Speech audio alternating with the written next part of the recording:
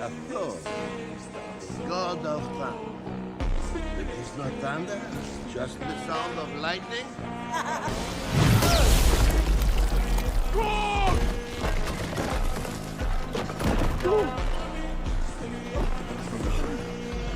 Kork!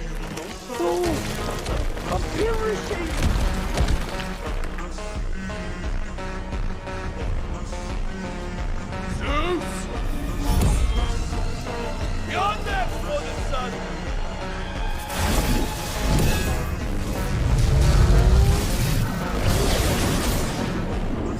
That's the sound